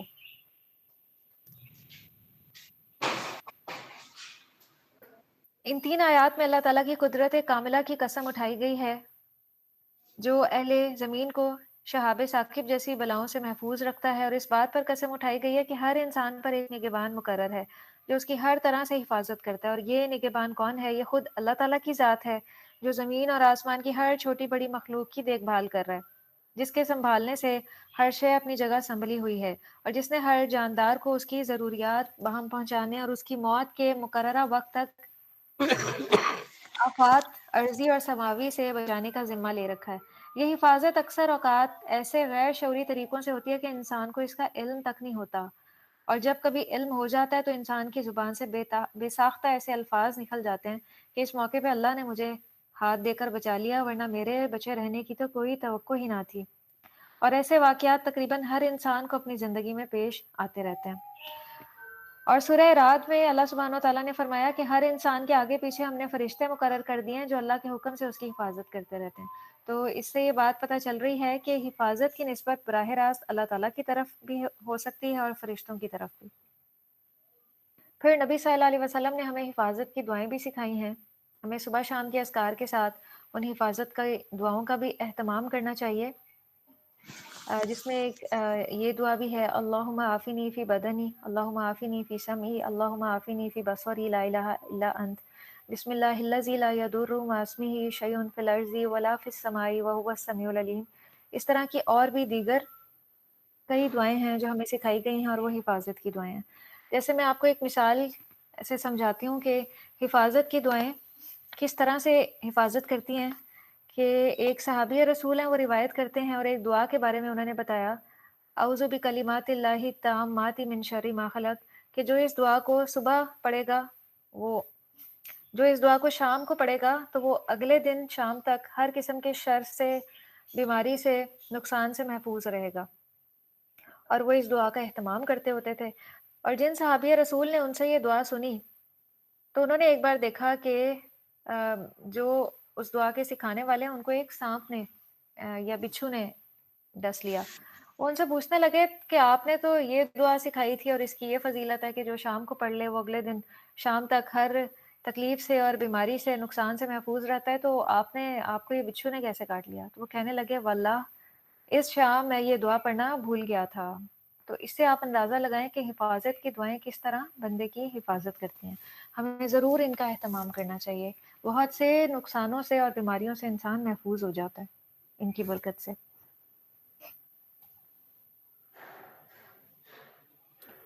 لہٰذا انسان کو یہ دیکھنا چاہیے کہ وہ کس چیز سے پیدا کیا گیا ہے۔ وہ اچھل کر نکلنے والے پانی سے پیدا کیا گیا ہے جو پشت اور سینے کی ہڈیوں کے درمیان سے نکلتا ہے۔ یقیناً اللہ اسے لوٹانے یعنی دوبارہ پیدا کرنے پر قادر ہیں، جس دن اسرار کی جانچ پڑتال کی جائے گی۔ یہ اسرار سے کیا مراد ہیں؟ پوشیدہ اسرار سے مراد ہر انسان کے وہ اعمال بھی ہیں جن کا تعلق نیت اور ارادے سے تھا اور وہ پورے نہ ہو سکے اور بس ایک راز ہی بن کے رہ گئے، اور نیز وہ اعمال بھی جو دنیا کے سامنے تو آئے مگر جس غرض کے تحت وہ سر انجام دیے گئے تھے ان کا کسی کو علم نہ ہو سکا، اور وہ اعمال بھی جن کو کرنے والا تو کر کے مر گیا مگر ان کے اثرات مدتوں نوع انسانی پر پڑے رہے۔ ایسے سب اسرار اس دن کھل کر سامنے آ جائیں گے۔ یہاں پہ نیتوں کی بات ہو رہی ہے، اسی میں ایک حدیث بھی وارد ہوئی ہے، کچھ طویل حدیث ہے کہ سیدنا ابو ہریرہ رضی اللہ عنہ سے روایت ہے کہ نبی کریم صلی اللہ علیہ وسلم نے فرمایا روز قیامت جن لوگوں کا سب سے پہلے فیصلہ کیا جائے گا وہ یہ ہیں۔ سب سے پہلے وہ آدمی جو شہید ہوا اسے لایا جائے گا، اللہ تعالیٰ اپنی نعمتوں کا اسے تعارف کرائے گا اور وہ اقرار کرے گا۔ پھر اللہ تعالیٰ پوچھے گا تو نے کون سا عمل کیا؟ وہ کہے گا میں نے تیری خاطر لڑائی کی حتیٰ کہ شہید ہو گیا۔ اللہ تعالیٰ فرمائے گا تو جھوٹ بولتا ہے، تو اس لیے لڑا تھا تاکہ تجھے بہادر کہا جائے اور وہ کہا جا چکا ہے۔ پھر اس کے بارے میں حکم ہوگا کہ اسے چہرے کے بل گھسیٹ کر جہنم میں ڈال دیا جائے، استغفر اللہ۔ پھر وہ آدمی جسے اللہ تعالیٰ نے علم سکھایا، قرآن مجید کا علم دیا، اسے لایا جائے گا، اللہ تعالیٰ اسے اپنی نعمتوں کا تعارف کرائیں گے، وہ بھی اقرار کرے گا۔ اللہ تعالیٰ پوچھے گا کون سا عمل لے کر آیا؟ وہ کہے گا میں نے تیری خاطر علم سیکھا اور سکھایا اور قرآن مجید پڑھا۔ اللہ تعالیٰ فرمائے گا تو جھوٹا ہے، تو نے تو اس لیے علم حاصل کیا تھا تاکہ تجھے عالم کہا جائے اور تجھے قاری کہا جائے، اور وہ کہہ دیا گیا۔ پھر اس کے بارے میں بھی حکم دیا جائے گا اور اسے چہرے کے بل گھسیٹ کر آگ میں پھینک دیا جائے گا۔ پھر تیسرا وہ آدمی جسے اللہ تعالیٰ نے رزق میں فراوانی دی اور ہر قسم کا مال عطا کیا، اس کو لایا جائے گا۔ اللہ تعالیٰ اپنی نعمتوں کا تعارف کروائیں گے اور وہ اقرار کر لے گا۔ پھر اللہ تعالیٰ پوچھے گا تو کون سا عمل لے کر آیا؟ وہ کہے گا میں نے ہر اس مصرف میں خرچ کیا اپنا مال جہاں خرچ کرنا تجھے پسند تھا۔ اللہ تعالیٰ فرمائیں گے تو جھوٹا ہے، تو نے تو اس لیے خرچ کیا تھا کہ تجھے سخی کہا جائے اور وہ کہہ دیا گیا۔ پھر اس کے بارے میں حکم دیا جائے گا اور چہرے کے بل گھسیٹ کر جہنم میں پھینک دیا جائے گا، استغفر اللہ۔ تو یہ تین اعمال کتنے بڑے ہیں، لیکن اس کے باوجود جہنم میں جانا سبب کیا ہے؟ سبب ہے نیت کی خرابی۔ تو بہت ضروری ہے ہم اپنی نیتوں کا ساتھ ساتھ جائزہ لیں اور اپنے اعمال کو خراب نہ ہونے دیں، کیونکہ جب انسان اللہ کے راستے پہ چلنے لگتا ہے نا تو شیطان کی کوششیں بھی بہت تیز ہو جاتی ہیں، وہ بھی اپنی کوششوں میں اضافہ کر دیتا ہے اور وہ چاہتا ہے کہ کوئی ایسا طریقہ ہو جائے کہ میں اس بندے کی جو نیک اعمال ہیں اور نیکیاں ان کو ضائع کرا دوں۔ تو کہیں وہ ریاکاری کے ذریعے ضائع کرواتا ہے، کہیں پہ احسان جتا کے ضائع کرواتا ہے، کہیں پہ انسان کو متکبر بنا دیتا ہے کہ انسان لوگوں کو اپنے سے کمتر سمجھنا شروع ہو جاتا ہے، بڑائی میں مبتلا ہو جاتا ہے، تو وہ کوئی طریقہ ہاتھ سے جانے نہیں دیتا۔ لیکن جو اللہ کے مقرب بندے ہیں نا ان پہ اس کا بس نہیں چلتا، جن کا اللہ سے تعلق مضبوط ہوتا ہے۔ ایسا تبھی ہوتا ہے جب انسان اللہ سے غافل ہو جائے۔ تو اس لیے اپنے ایمان کی حفاظت کی ضرورت ہے کہ ہم اللہ سے غافل نہ ہوں۔ جہاں انسان اللہ سے غافل ہوا وہیں پھر وہ شیطان کے ہاتھ میں آ جائے گا، یہیں سے پھر ساری خرابیاں پیدا ہوتی ہیں۔ تو انسان کے پاس نہ تو کوئی اپنا زور ہوگا اور نہ ہی کوئی اس کی مدد کرنے والا ہوگا۔ آیت نمبر 10، قسم ہے آسمان کی جو بار بار بارش برساتا ہے اور زمین کی جو پھٹ جاتی ہے کہ وہ قرآن حق اور باطل سے الگ کرنے والا ہے، وہ کوئی ہنسی مذاق کی بات نہیں ہے۔ یہ لوگ ایک تدبیر کر رہے ہیں اور میں بھی ایک تدبیر کر رہا ہوں، بس آپ تھوڑی دیر کے لیے ان کافروں کو ان کے حال پہ چھوڑ دیجئے۔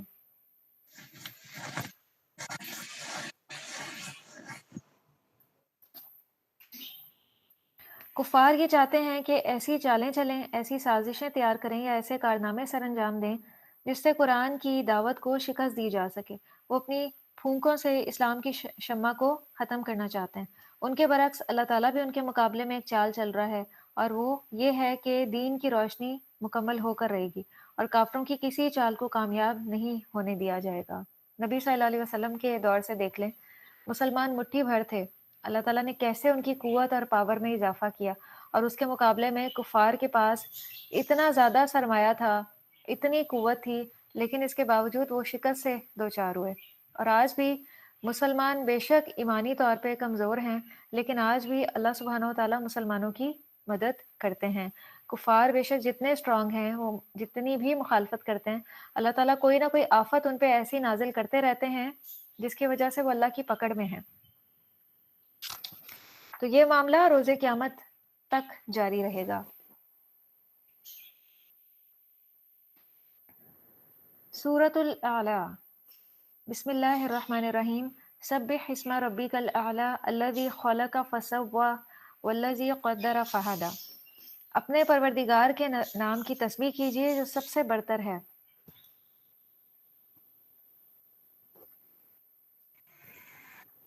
جو وہ سب سے برتر ذات ہے۔ تسبیح کرنے سے مراد ایسی ہستی کو ان صفات کے ساتھ یاد کرنا ہے اور یاد رکھنا ہے جو اللہ تعالیٰ کو پسند ہے، جن کا اللہ سبحانہ و تعالیٰ نے حکم دیا ہے۔ تو جب یہ آیت نازل ہوئی تو آپ صلی اللہ علیہ وسلم نے اس کو نماز کا حصہ بنا دیا اور فرمایا اجعلوہا فی سجودکم، یعنی اس کو اپنے سجدوں میں رکھو۔ پھر ہدایت فرمائی کہ سجدے کی حالت میں سبحان ربی الاعلی کہا کرو، اور آپ نے اس آیت کے مطابق سجدے میں سبحان ربی الاعلی اور سورہ واقعہ کی آخری آیت کے مطابق جو آیت ہے فسبح بسم ربک العظیم کے مطابق رکوع میں سبحان ربی العظیم پڑھنے کا حکم دیا۔ یہ ابو داؤد کی حدیث ہے۔ تو اسی لیے ہم رکوع اور سجود میں یہ تسبیحات پڑھتے ہیں، اور ویسے بھی عام حالات میں بھی اللہ تعالیٰ کو راضی کرنے والے ذکر اذکار کرتے رہنا چاہیے جو اللہ تعالیٰ کو بڑے محبوب اور پسند ہیں، جیسے سبحان اللہ و بحمدہ، سبحان اللہ العظیم، سبحان اللہ و بحمدہ عدد خلقہ ورضا نفسہ وزینۃ عرشہ ومداد کلماتہ، پھر سبحان اللہ والحمد للہ ولا الہ الا اللہ واللہ اکبر، لا حول ولا قوۃ الا باللہ۔ پھر چوتھے کلمے کی بھی تسبیح کی جا سکتی ہے، استغفار بھی پڑھا جا سکتا ہے، درود شریف کی کثرت کی جا سکتی ہے۔ تو یہ تمام کلمات اور تسبیحات اللہ سبحانہ و تعالیٰ کو بڑی پسند ہیں، میزان میں بہت بھاری ہیں۔ اور آج کل رمضان میں کثرت سے اللہ کا ذکر کرنا چاہیے، اور رمضان کا آخری عشرہ شروع ہو گیا ہے، طاق راتوں میں بھی ان تسبیحات کا اہتمام کیجیے گا اور اپنی عبادات میں ورائٹی لے کر آئیے گا۔ قرآن کی تلاوت کے ساتھ نوافل دعاؤں کا اہتمام، اور اس کے علاوہ تسبیحات وغیرہ۔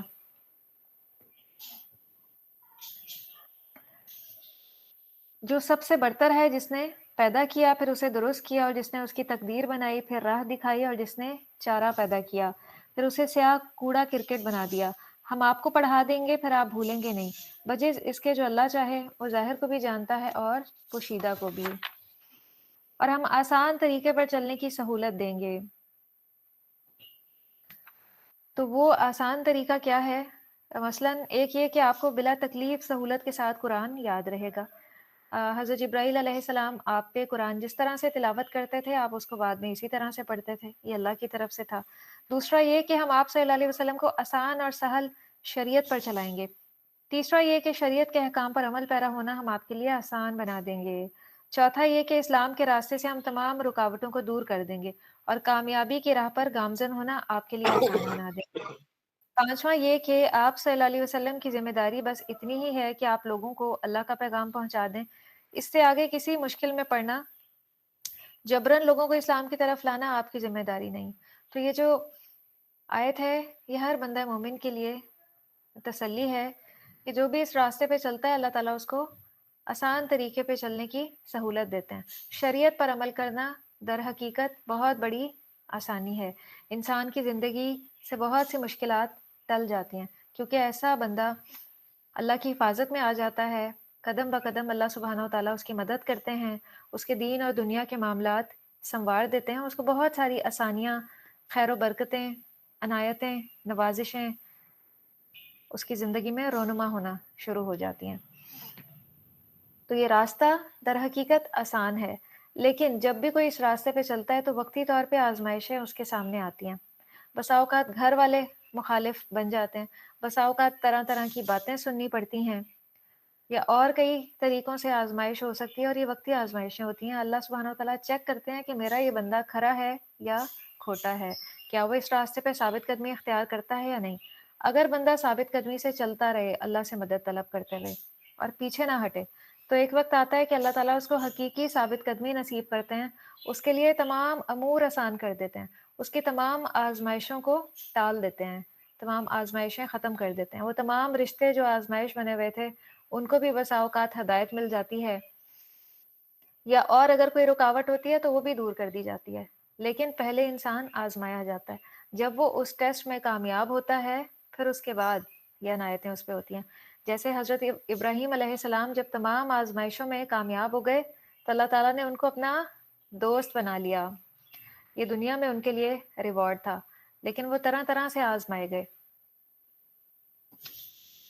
انہوں نے ہر آزمائش پہ اپنا سر جھکا دیا بغیر کوئی سوال پوچھے. بس آپ نصیحت کیجئے، اگر نصیحت نفع دے، جو شخص اللہ سے ڈرتا ہے وہ تو نصیحت قبول کر لے گا، اور جو بدبخت ہے وہ اس سے پرے ہی رہے گا. بس یہی کرائیٹیریا ہے. جو ہدایت کا طلبگار ہو، نصیحت صرف اسی کو مل سکتی ہے، اور جو خود طلب نہ کرنا چاہے، انسان چاہے لاکھ کوشش کر لے، لاکھ طریقے سے آیات سنا دے، جس نے نصیحت نہیں پکڑنی وہ اس سے پرے ہی رہے گا. ہم اللہ سے دعا کرتے ہیں کہ اے اللہ ہمیں ہدایت نصیب کیجیے، اس قرآن کو ہمارے سینے کی بہار بنا دیں، قرآن کو سننا، سمجھنا، اس پہ عمل کرنا ہمارے لیے آسان بنا دے. اور یہ بڑی آگ میں داخل ہوگا، پھر اس میں نہ وہ مرے گا نہ جیے گا. فلاح پا گیا جس نے پاکیزگی اختیار کی. تو اصل کامیابی یہی ہے جو فلاح پا گیا، یعنی جس نے اپنے آپ کو کفر و شرک، عقائد فاسدہ اور اخلاق رذیلہ سے پاک کر لیا، وہ کامیاب ہو گیا. اور جو بھی اپنے نفس کو پاکیزہ بنا لے، پھر اللہ کو زبان سے بھی یاد کرتا رہے اور دل میں بھی یاد رکھے، پھر اسی کی تائید کے طور پہ باقاعدگی سے نمازیں بھی ادا کرتا رہے، تو وہ سمجھ لے کہ اس نے اپنی زندگی کو سنوار لیا اور کامیاب ہو گیا. تو آخرت کی کامیابی تو یقینی ہے، لیکن دنیا میں بھی ایسے لوگوں کو کچھ نہ کچھ کامیابی سے اللہ تعالیٰ نوازتے ہیں. تو فلاح پا گیا جس نے پاکیزگی اختیار کی اور اپنے پروردگار کا نام یاد کیا اور پھر نماز ادا کی. بلکہ تم تو دنیا کی زندگی کو ہی ترجیح دیتے ہو. یہ اللہ سبحانہ و تعالیٰ ہم سے شکوہ کر رہے ہیں کہ نمازیں پڑھ کے بھی ایسی نمازیں پڑھتے ہو کہ اس میں بھی دل و دماغ پہ دنیا ہی چھائی ہوئی ہوتی ہے کہ کب جلدی سے نماز ختم کر کے ہم اپنے دنیا کے کاموں کی طرف لوٹیں، یا نماز ادا کرتے ہی نہیں ہو، یا اگر کرتے ہو تو اس میں کم ہی اپنے رب کو یاد کرتے ہو. تو یہ ساری صورتیں ہو سکتی ہیں، اور اس کے پیچھے جو بنیادی وجہ ہے نا، وہ ترجیحات میں ہے. اگر تو نماز ترجیحات میں ہوگی تو انسان اس میں محنت اور کوشش کرے گا، اس میں دل لگائے گا، ہر رکن میں سکون اور اطمینان اختیار کرے گا، زیادہ سے زیادہ تسبیحات کرے گا، زیادہ سے زیادہ دعائیں کرے گا. وہ اپنی نماز میں جو نبی صلی اللہ علیہ وسلم بھی رکوع اور سجود میں پڑھتے ہوتے تھے، ان دعاؤں کا اہتمام کرے گا، نماز میں خوبصورتی پیدا کرے گا، کیونکہ نماز اللہ تعالیٰ سے ایک ملاقات ہے. جب بھی کوئی بندہ نماز کے لیے اللہ اکبر کہتا ہے تو اللہ سبحانہ و تعالیٰ اپنے اس بندے کی طرف متوجہ ہو جاتے ہیں، اس کو دیکھنا شروع ہو جاتے ہیں. کتنے بڑے اعزاز کی بات ہے. اگر ہم کسی بادشاہ کے سامنے کھڑے ہوں تو کیا ہم ادھر ادھر دیکھیں گے ادھر ادھر کیا چل رہا ہے؟ ساری توجہ کہاں ہوگی؟ اس بادشاہ کی طرف ہوگی جس کے دربار میں ہم جائیں گے. تو اللہ سبحانہ و تعالیٰ کے سامنے کھڑے ہو کے ہماری یہ کیفیت کیوں نہیں ہوتی؟ تو جب تک تو بندہ عاجزی کے ساتھ کھڑا رہتا ہے تو اللہ سبحانہ و تعالیٰ بھی اس کی طرف متوجہ رہتے ہیں. لیکن اگر بندہ نماز میں اپنی توجہ ادھر ادھر کر لے، اپنی توجہ ہٹا لے، تو اللہ تعالیٰ بھی پھر ایسے بندے کی طرف سے اپنی توجہ اور دھیان ہٹا لیتے ہیں. تو تم تو دنیا کی زندگی کو ترجیح دیتے ہو، حالانکہ آخرت بہتر اور باقی رہنے والی ہے. یہی بات پہلے صحیفوں میں بھی کہی گئی تھی، یعنی ابراہیم اور موسیٰ علیہ السلام کے صحیفوں میں. سورۃ الغاشیہ یہ آج کی لاسٹ سورہ ہے۔ بسم اللہ الرحمن الرحیم۔ هل اتاک حدیث الغاشیہ وجوہ یومئذ خاشیہ۔ کیا آپ کو چھا جانے والی آفت کی خبر پہنچی؟ اس دن کچھ چہرے خوفزدہ ہوں گے، سخت محنت کرنے والے تھکے ماندے ہوں گے۔ تو یہ کیسی محنت ہوگی ان کی جو یہ کر کے آئے ہوں گے؟ ایسے لوگوں کے گلوں میں توق اور پاؤں میں بیڑیاں ہوں گی، اور اسی حال میں کبھی انہیں کسی بلندی پر چڑھنے کا حکم دیا جائے گا اور کبھی اترنے کا۔ اسی محنت اور مشقت کی وجہ سے وہ تھک کر چور ہو جائیں گے۔ اور بعض نے اسے دنیا سے متعلق کہا ہے اور مطلب یہ بیان کیا کہ وہ دنیا میں محنت اور ریاضت کر کے تھک چکے ہوں گے، لیکن ان کے اعمال بھی شرک یا کسی دوسری وجہ سے برباد ہو جائیں گے۔ دنیا سے بھی تھک کر آئے، اتنی محنت اور کوشش کی، اور آخرت میں بھی کچھ ہاتھ نہیں آئے گا، تو ایسے لوگ اپنے انجام سے سخت خوفزدہ ہوں گے۔ دہکتی ہوئی آگ میں داخل ہوں گے، انہیں کھولتے ہوئے پانی کے چشمے سے پینے کو پانی دیا جائے گا۔ خاردار سوکھی گھاس کے علاوہ ان کے لیے کوئی کھانا نہ ہوگا جو نہ موٹا کرے نہ بھوک دور کرے۔ تو غذا کے 3 فائدے ہوتے ہیں۔ ایک، لذت حاصل کرنے کے لیے کھایا جائے، اور ہم میں سے میجورٹی لوگ آج کل جو ٹرینڈ بنا ہوا ہے اسی لیے کھاتے ہیں، لذت حاصل کرنے کے لیے۔ نہیں دیکھا جاتا کہ اس کے انسانی صحت پہ کیا اثرات مرتب ہوں گے، یہ فائدہ مند ہے یا نقصان دہ ہے، کہیں یہ بیماریوں کا موجب تو نہیں دیکھا جاتا۔ صرف یہ دیکھا جاتا ہے کہ یہ خوش ذائقہ ہے تو بس۔ یہ ساری فاسٹ فوڈز اور بیکری آئٹمز اسی زمرے میں آتی ہیں، جو ہم بہت کثرت سے اور بہت شوق سے کھاتے ہیں، اور اتنی اس کی کریونگ ہے کہ ہر دوسرے تیسرے دن جب تک اس کا صحیح طرح سے اہتمام نہ کر لیا جائے نا، تو ہمارا دن ہی نہیں گزرتا۔ تو یہ جو ہماری زبان ہے نا، ہم اس کو جس طرح کی چیزوں کا عادی بنا لیں یہ ویسی ہو جاتی ہے۔ اگر بہت زیادہ چسکے کا عادی بنا لیں تو پھر انسان کا یہی طرز عمل ہوتا ہے کہ وہ پھر صرف لذت کے لیے کھاتا ہے، اور اگر اس کو صحت کی طرف مولڈ کر لیا جائے تو یہ اس طرح سے عادی ہو جاتی ہے، اور پھر طلب بھی انہی چیزوں کی ہوتی ہے جو صحت بخش ہوں۔ دوسرا فائدہ بھوک دور کرنے کے لیے، اور تیسرا غذائیت اور جسم کی تقویت کے لیے، اور یہ تیسرا کھانا ہی فائدہ مند ہے، اسی کو ہمیں اپنانا چاہیے۔ غذائیت کے لیے کھائیں، وہ چیزیں کھائیں جو اللہ سبحانہ و تعالیٰ نے بنائی ہیں، جس میں قوت اور طاقت ہے، ان سب کا اہتمام کرنا چاہیے۔ خود بھی مائیں اہتمام نہیں کریں گی تو بچوں کو کہاں سے کروائیں گی؟ تو سب سے پہلے تو ہم ماؤں کی اصلاح کی ضرورت ہے کہ ہم خود ان چیزوں کا اہتمام کریں۔ اگر مائیں ہی فاسٹ فوڈز کھانے کی بڑی عادی ہوں گی تو وہ اپنے بچوں کو بھی اسی چیز پہ لگا دیں گی، اور پھر کیا ہے، کل کو بچے بیمار ہو جائیں گے، وہ پھر پریشانی ماؤں کے لیے ہی ہے۔ تو ہیلدی لائف سٹائل اپنائیں، اپنے گھر سے بیماریوں کو دور بھگائیں، اور اس میں سب سے پہلا کام یہی کریں کہ جو چیز بنائیں وہ گھر میں اللہ کا نام لے کر اپنے ہاتھوں سے بنائیں، غذائیت اور جسم کو تقویت دینے والی۔ اس کے مقابلے میں جو جہنمیوں کا کھانا ہوگا وہ اس سے نفرت کریں گے، کیونکہ وہاں پہ تو خاردار، بدبودار، تلخ اور زہریلا کھانا کھانے کو دیا جائے گا۔ تو ہمیں تو بسا اوقات دنیا میں ہی ایک کھانا اگر 2-3 دن ہمیں کھانا پڑ جائے تو ہمارے لیے اس کو کھانا مشکل ہو جاتا ہے کہ اس کو کیسے کھائیں۔ ہم اتنے زیادہ عادی ہو چکے ہیں کھانوں کے، اور ہم نے اپنا ٹیسٹ اتنا زیادہ ڈیولپ کر لیا ہے، تو یہ چیزیں کون کھا سکے گا؟ خاردار جھاڑیاں اور بدبودار اور تلخ اور زہریلا پانی، ذرا آپ امیجن کر کے دیکھیں۔ استغفر اللہ، اللہ تعالیٰ ہمیں جہنم سے اور ان تمام چیزوں سے محفوظ رکھیں۔ اور کچھ چہرے اس دن حشاش بشاش ہوں گے، اپنی کارکردگی پر خوش ہوں گے، اونچی جنت میں جہاں وہ کوئی لغو بات نہ سنیں گے، وہاں کسی قسم کا شور شرابہ، نہ جھوٹ، نہ چغلی، نہ گالی گلوچ، نہ بےہودہ مذاق، نہ غیبت۔ سب کے دل ایک دوسرے کی طرف سے صاف ہوں گے، کوئی کسی دوسرے کا مذاق نہ اڑائے گا، نہ کوئی تنازع ہوگا، سب محبت اور اخوت سے رہیں گے، ایک دوسرے کے لیے سلامتی کی دعائیں کرتے رہیں گے، اور یہ جنت کی ایک نعمت ہوگی جسے اللہ تعالیٰ نے جنت کی بڑی نعمتوں میں شمار کیا ہے۔ سبحان اللہ۔ تو ہمیں بھی دوسرے اہل ایمان کے لیے سلامتی کی دعائیں کرتے رہنا چاہیے، جب کسی کا خیال آئے اس کے لیے دعا کریں۔ ایک حدیث سے پتہ چلتا ہے جو کسی بندہ مومن کے حق میں غائبانہ دعا کرتا ہے، فرشتے اس کے لیے بھی وہی دعا کرتے ہیں، آمین کہتے ہیں، اور کہتے ہیں کہ اے اللہ اس کو بھی یہ عطا کر، اور وہ دعا جلد سن لی جاتی ہے۔ اگر ہماری دعائیں قبول نہیں ہوتی نا، تو ہم دوسرے مسلمانوں کے لیے دعائیں کرنا شروع کر دیں، تو آپ دیکھیں گے کہ آپ کی دعائیں کتنی جلدی قبول ہوں گی، کیونکہ ان دعاؤں پہ پھر فرشتے آمین کہیں گے۔ اس میں ایک چشمہ جاری ہوگا، اس میں اونچے رکھے ہوئے تخت ہوں گے اور ساغر کرینے سے رکھے ہوئے ہوں گے، گاؤ تکیا کتار میں لگے ہوں گے اور مخملی فرش بچھے ہوں گے۔ کیا وہ اونٹ کی طرف نہیں دیکھتے وہ کس طرح پیدا کیا گیا، اور آسمان کی طرف کہ وہ کیسے بلند کیا گیا، اور پہاڑوں کی طرف کہ کیسے نصب کیے گئے، اور زمین کی طرف کہ کیسے بچھائی گئی؟ بس آپ نصیحت کرتے رہیے، بس آپ نصیحت کرنے والے ہی ہیں، آپ ان پر محاسب نہیں ہیں۔ تو نصیحت کرتے رہنا ہے۔ پھر جو لوگ بھی باتوں پر کان نہ دھریں، انہیں نصیحت کرتے رہنا ہے، اور جو اللہ کی آیت کا مذاق اڑائیں ان کے پیچھے نہ پڑیں، کیونکہ انہیں زبردستی راہ راست پر لانا آپ کی ذمہ داری نہیں ہے۔ کسی کے پیچھے نہیں پڑنا، بحث نہیں کرنی، جھگڑا نہیں کرنا، عمدہ طریقے سے نصیحت کرنی ہے۔ کوئی مان لے، ہدایت کا راستہ اختیار کر لے تو اسی کی بھلائی ہے، اور اگر کوئی نہیں مانتا تو اس میں اس کا اپنا نقصان ہے۔ البتہ جو شخص منہ موڑے گا اور کفر کرے گا تو اللہ اسے بہت بڑی سزا دے گا۔ بلا شبہ انہیں ہماری ہی طرف آنا ہے، پھر ان کا حساب لینا بھی ہمارے ہی ذمہ ہے۔ نہ نبی صلی اللہ علیہ وسلم محاسب تھے اور نہ ہم محاسب ہیں کہ ہم لوگوں کا حساب لیں دین کے معاملے میں، اور نصیحت وہی عمل کرتی ہے جو عمدہ ہو، خیر خواہی کے ساتھ کی جائے۔ ہماری نصیحتیں بھی ایسی ہوتی ہیں جو اگلے کا دل چیر دیتی ہیں۔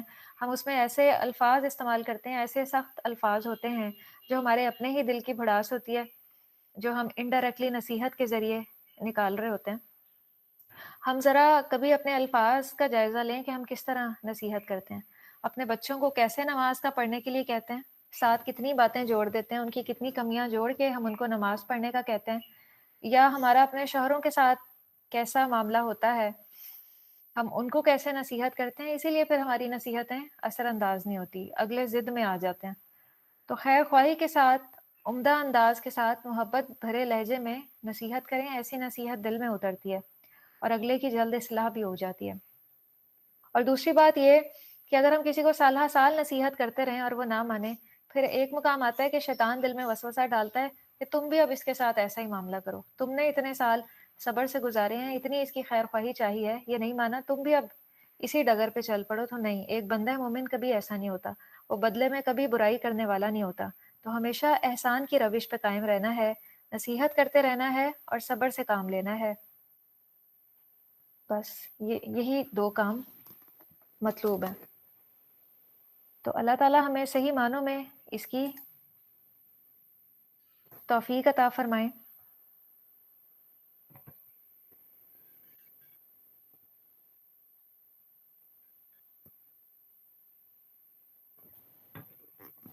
وآخر دعوانا ان الحمد للہ رب العالمین۔ سبحانک اللہم وبحمدک، نشہد ان لا الہ الا انت، نستغفرک ونتوب الیک۔ والسلام علیکم ورحمۃ اللہ وبرکاتہ۔